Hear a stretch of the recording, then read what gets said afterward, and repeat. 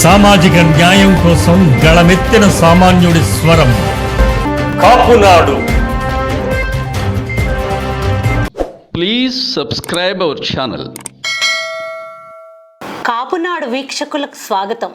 సామాజిక న్యాయం కోసం సామాన్యుడి స్వరం మీ కాపునాడు టీవీ. ప్రజా సామాజిక సేవలో అలుపెరిగని ప్రజానాయకుడు నిమ్మకాయల చినరాజప్ప. రాజకీయాలంటే ఆయనకు మహాప్రీతి. అందులోనూ విలువలు కలిగిన రాజకీయాలంటే ఎనలేని మమకారం. ఆ మమకారంతోనే 3 దశాబ్దాల సుదీర్ఘకాలం పాటు ఒకే రాజకీయ పార్టీలోనే ఆయన రాజకీయ ప్రస్థానం కొనసాగింది. ఆ మమకారమే ఇప్పుడు ఆయన్ను ఎవరు ఊహించని ఉన్నత శిఖరానికి చేర్చింది. తన సౌమ్యంతో, సఖ్యతతో, ఓర్పుతో, నేర్పుతో, అన్నిటికీ మించిన ప్రజాదరణతో ఆంధ్రప్రదేశ్ ఉప ముఖ్యమంత్రి మరియు హోంశాఖ మంత్రిగా ఎంతో ప్రశంసలు పొందారు. 2019లో అసెంబ్లీ ఎన్నికల్లో జగన్ ప్రభంజనంలో తట్టుకొని తిరిగి శాసనసభ్యునిగా ఎన్నికయ్యారు. నిత్యం ప్రజాసేవలో తరిస్తున్న నిమ్మకాయల చినరాజప్ప మన కాపు సామాజిక వర్గంలో జన్మించడం మనం కులం చేసుకున్న పుణ్యం. అది మనకెంతో గర్వకారణం. చినరాజప్ప అనే ఆయన పేరులోనే ఎంతో రాజసం ఉట్టిపడుతున్నా ఆయన తత్వంలో మాత్రం ఒదిగి ఉన్న అధికారమే కనిపిస్తుంది. అందరినీ తన దరిచేర్చుకునే మమకారమే స్ఫురిస్తుంది. అందుకే ఆయన రాజకీయంగా ఎంతటి ఉన్నత పదవులు అధిరోహించినా ఆ పదవికున్న అధికారం కన్నా అధికంగా ఒదిగి ఉండడమే ఆయన నైజంగా మార్చుకున్నారు. అలాంటి మహోన్నత వ్యక్తి నిమ్మకాయల చినరాజప్ప. దశాబ్దాల శ్రమ పరిశ్రమ. నిమ్మకాయల చినరాజప్ప తూర్పుగోదావరి జిల్లా ఉప్పలగుప్త మండలం పెదగాడవిల్లి గ్రామంలో 1953లో వెంకటరంగయ్య కొండమ్మ దంపతులకు జన్మించారు. వీరిది కలిమీలేములెరగని రైతు కుటుంబం. ఆ కుటుంబానికి పెద్ద కొడుకుగా పుట్టిన చినరాజప్ప BA తర్వాత MA పట్టభద్రులయ్యారు. అప్పట్లో అంతవరకు చదివిన ఎవరైనా ఏదో ఒక ఉన్నతమైన ప్రభుత్వ ఉద్యోగంలో స్థిరపడాలనే కోరుకుంటారు. కానీ చినరాజప్ప అలా కోరుకోలేదు. చదువుకున్న వ్యక్తిగా తనకు విద్యాబుద్ధులు నేర్పించిన తల్లిదండ్రులకు, ఈ సమాజానికి తన వంతు ఏదో ఒక మేలు చేయాలని ఆశించారు. కానీ తాను ఏమి చేస్తే ఆ మేలు జరుగుతుందోనని ఆలోచిస్తున్నారు. స్నేహితులంతా రాజకీయాల్లోకి వెళ్ళమని ప్రోత్సహించినా తన ముక్కుసూటితనం రాజకీయాలకు పనికిరాదన్న కారణంతో ఆ ఆలోచన వైపు మొగ్గు చూపలేదు. సరిగ్గా అదే సమయంలో నందమూరి తారక రామారావు NTR తెలుగువారి ఆత్మగౌరవం నినాదంతో తెలుగుదేశం పార్టీని స్థాపించడంతో ఆ పార్టీ యొక్క సిద్ధాంతాలు నచ్చి 1983లో చినరాజప్ప తెలుగుదేశం పార్టీలో చేరి తన రాజకీయ జీవితాన్ని ప్రారంభించారు. అప్పటి నుండి ఇప్పటి వరకు రాజకీయాల్లో వ్యక్తిగతంగా ఎన్ని ఒడిదుడుకులు వచ్చినా, పార్టీ పరంగా ఎన్ని రాజకీయ సంక్షోభాలు వచ్చినా, తెలుగుదేశం పార్టీ అధికారంలో ఉన్నా లేకున్నా తాను నమ్ముకున్న రాజకీయ సిద్ధాంతాలకే కట్టుబడి 30 ఏళ్లుగా ఒకే రాజకీయ పార్టీలో కొనసాగుతున్న చాలా అరుదైన రాజకీయ నాయకుడు నిమ్మకాయల చినరాజప్ప. చినరాజప్ప రాజకీయ ప్రస్థానం మార్గదర్శి కావాలని మనసారా కోరుకుందాం. సామాన్యుడి నుండి ఉప ముఖ్యమంత్రి వరకు 1983లో క్రియాశీల కార్యకర్తగా తెలుగుదేశం పార్టీలో చేరిన నిమ్మకాయల చినరాజప్ప ఎంతో నిబద్ధతతో పార్టీ సంస్థాగత నిర్మాణానికి కృషి చేస్తూ జిల్లా స్థాయిలో నిబద్ధత కలిగిన కార్యకర్తగా NTR దృష్టిని ఆకర్షించారు. దాని ఫలితంగా 1987లో ఉప్పలగుప్తం మండలం ప్రజాపరిషత్ ఎన్నికల్లో పోటీ చేసే అవకాశం NTR చినరాజప్పకు కల్పించారు.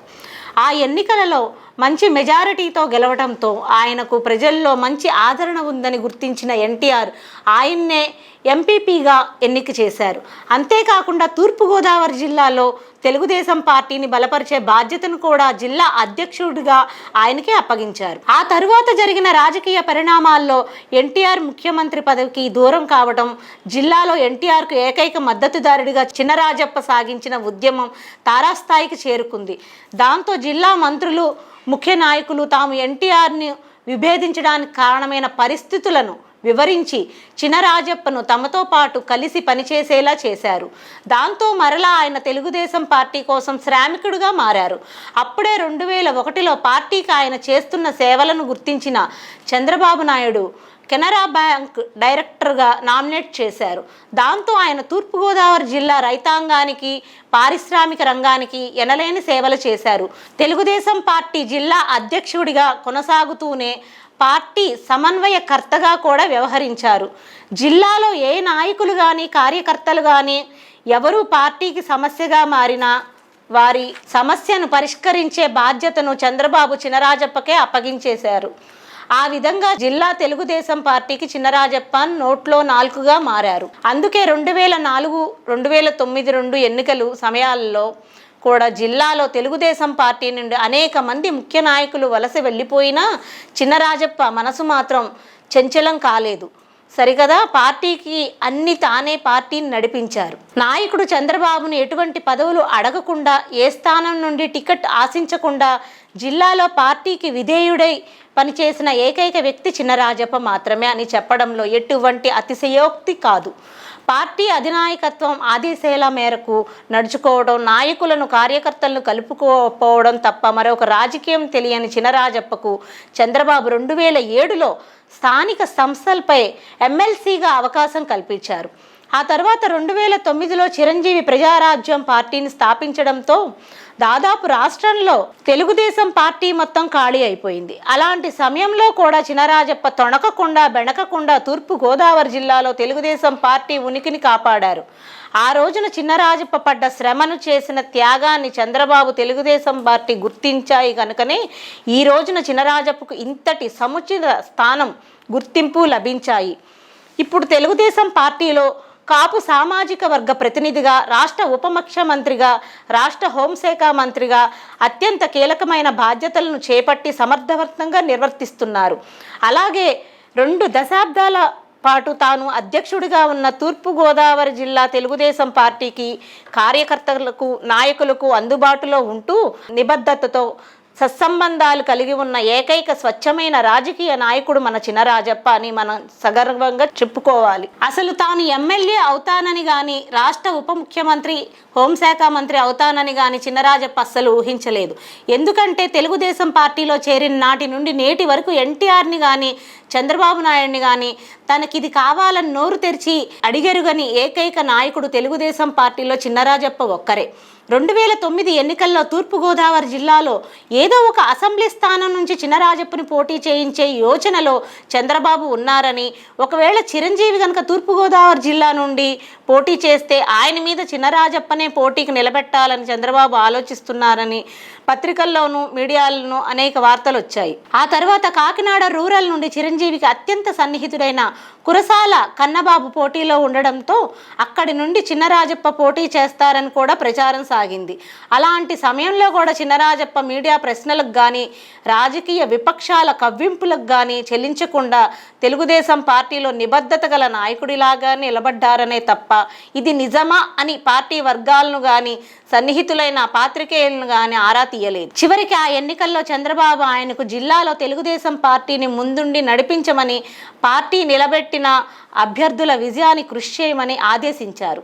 చినరాజప్ప ఆ పనిని సమర్థవంతంగా చేసి తన చిత్తశుద్ధిని నిరూపించుకున్నారు.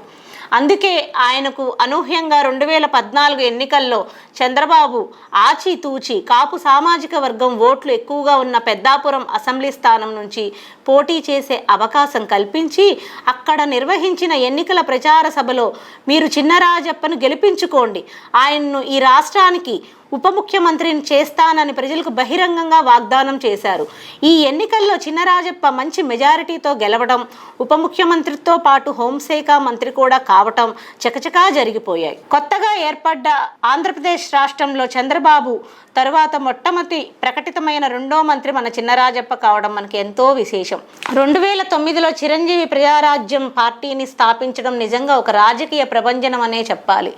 ఆ సమయంలో రాష్ట్ర వ్యాప్తంగా అన్ని రాజకీయ పార్టీల నుండి ప్రజారాజ్యం పార్టీలోకి భారీ వలసలు జరుగుతున్నాయి. తెలుగుదేశం పార్టీ నుండి ఇంకా ఎక్కువ ఉన్నాయి. తెలుగుదేశం పార్టీలో మంచి పట్టు ఉన్న నాయకులు ఏదో ఒక విధంగా ప్రయత్నం చేసి చిరంజీవిని నేరుగా కలిసి ఆ పార్టీలో చేరిపోతున్నారు. కొంతమంది ముఖ్య నాయకులు చిరంజీవి అపాయింట్మెంట్ దొరకక తెగ తంటాలు పడుతూ ఎదురు చూస్తున్నారు. అటువంటి సమయంలో చిరంజీవే నేరుగా చినరాజప్పకు ఫోన్ చేసి ప్రజారాజ్యం పార్టీలోకి ఆహ్వానించారు. అప్పుడు ఎవరిని నొప్పించడం మెరుగని చినరాజప్ప చిరంజీవిని కూడా నొప్పించకుండా ఎంతో మర్యాదతో తనకు తెలుగుదేశం పార్టీ అంటే అమితమైన ఇష్టమని, పార్టీ పుట్టిన నాటి నుండి ఇప్పటి వరకు ఆ పార్టీ కోసం, ఆ పార్టీ సిద్ధాంతాల కోసమే తాను పనిచేస్తున్నానని చెప్పారు. అంతేకాదు తాను రాజకీయాల్లో కొనసాగినంత కాలం ఒక్క తెలుగుదేశం పార్టీలోనే ఉంటానే తప్ప ఏ రాజకీయ పార్టీలోకి మారడం తాను నమ్ముకున్న సిద్ధాంతాలకు పూర్తిగా వ్యతిరేకమని చెబుతూ ఇంత కరాఖండిగా చెబుతున్నందుకు తనను మన్నించమని కూడా కోరారు. ఇది తానవ్వక ఎవ్వరినీ నొప్పించక అన్నదే చినరాజప్ప నైజం. అందరూ అనుకుంటున్నట్లుగా చినరాజప్పను వరించిన పదవి ఆయన అదృష్టం కాదు, ఆయన 30 ఏళ్ల శ్రమకు ప్రజలిచ్చిన బహుమానం. ఎందుకంటే 3 దశాబ్దాలుగా రాజకీయాల నుండి ఆయన ఏదీ కోరుకోలేదు. అలాగని భగవంతుడు ఏ చిన్న అవకాశం ఇచ్చినా దాని ద్వారా ప్రజలకు ఆయన వంతు సేవ చెయ్యాలన్న సంకల్పాన్ని విస్మరించడం లేదు. అందుకే ఆయనకు మరలా ప్రజలు ఇంతటి అద్భుతమైన అవకాశం ఇచ్చారు. అదెలా అంటే దేవుడు వరం ఇచ్చిన పూజారి కరుణించాలి కదా అని చందంగా చంద్రబాబు కల్పించిన అవకాశాన్ని ప్రజలు పూజారుల స్థానంలో ఉండి ఆయన్ను గెలిపించారు. గనుకనే చినరాజప్పకు ఇంతటి అపూర్వ సత్కారం లభించింది. ఈ స్థానానికి ఎవరూ చేరుకోవాలన్నా ఖచ్చితంగా శ్రమించి తీరాల్సిందే. కేవలం అదృష్టం వల్ల ఇలాంటి అద్భుతాలు జరిగిపోవు అన్నది చినరాజప్ప విషయంలో నిరూపితమైన సత్యం. అందుకే అగ్రస్థానానికి చేరుకోవాలనే కోరుకునే అందరికీ చినరాజప్ప అనుభవంలోని ప్రతి అడుగు పాఠ్యాంశమే. ఏ పని చేసినా నిబద్ధతతో చేయడమే చినరాజప్ప సిద్ధాంతం. అందుకే ఆయన తలపెట్టిన ఏ పనిలోనైనా విజయమే ఉంటుంది. మనిషి సత్సంకల్పంతో ఒక్క అడుగు ముందుకు వేస్తే భగవంతుడు దాన్ని 10 ప్రోత్సహిస్తారనటానికి చినరాజప్ప నిలువెత్తు సాక్ష్యం. అంతటి నిబద్ధత కలిగిన నాయకుడు మన రాష్ట్రానికి ఉప ముఖ్యమంత్రి, హోంమంత్రి కావడం కొత్తగా ఏర్పడ్డ ఈ రాష్ట్రానికి ఎంతో శుభసూచకం. చినరాజప్ప విద్యార్థి దశలోనే పరిణితి చెందిన సంఘ సేవకుడిగా పేరు తెచ్చుకున్నారు. విద్యార్థులకు సెలవులు వచ్చాయంటే సహజంగా ఆటపాటలకు తమ సమయాన్ని కేటాయించాలని కోరుకుంటారు. కానీ చినరాజప్ప తన స్నేహితులందరినీ ప్రోగు చేసి ఈ సెలవుల్లో మనం ఏదో ఒక మంచి పనిని చేద్దామని ఉత్సాహపరిచి సంసిద్ధులను చేసేవారు. ఆ చేసే పని కూడా ఆహ్లాదంగానూ ఆనందంగానూ ఉండేలా చుట్టుపక్కల గ్రామాల్లో ప్రజలు ఏ విధమైన ఇబ్బందులను ఎదుర్కొంటున్నారో తెలుసుకొని వాటిని పరిష్కరించేందుకు అందరి సమన్వయంతో ఒక ప్రణాళికను సిద్ధం చేసుకొని దాని ప్రకారమే ఆ పనిని పూర్తి చేయడంలో చినరాజప్పది ప్రత్యేకమైన శైలి. అందుకే ఆయన స్నేహితులంతా ఆయన్ని వెన్నంటి ఉండేవారు. వారు చేస్తున్న పనిని సంఘసేవలా కాకుండా ఒక పిక్నిక్లా ఎంజాయ్ చేసేవారు. విద్యార్థిగా ఉన్నప్పుడే చినరాజప్పకు సహజంగా అలవడిన నాయకత్వ లక్షణాల తర్వాత ఆయన రాజకీయ జీవితంలో ఎంతగానో ఉపయోగపడ్డాయి. ఆయన ఒక క్రమశిక్షణ కలిగిన నాయకుడిగా నిలబెట్టాయి.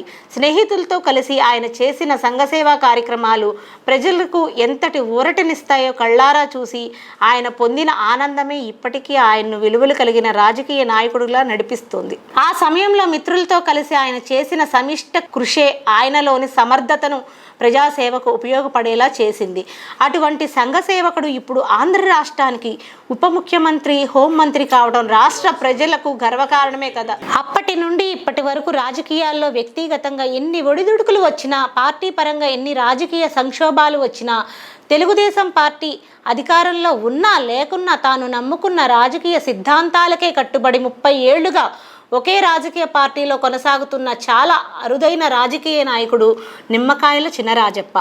అందుకే విలువలు కలిగిన రాజకీయాల వైపు అడుగులు వేయాలనుకుంటున్న ఎంతోమంది యువకులకు చినరాజప్ప రాజకీయ ప్రస్థానం మార్గదర్శి కావాలని మన కాపునాడు మనసారా కోరుకుంటోంది. Please subscribe our channel.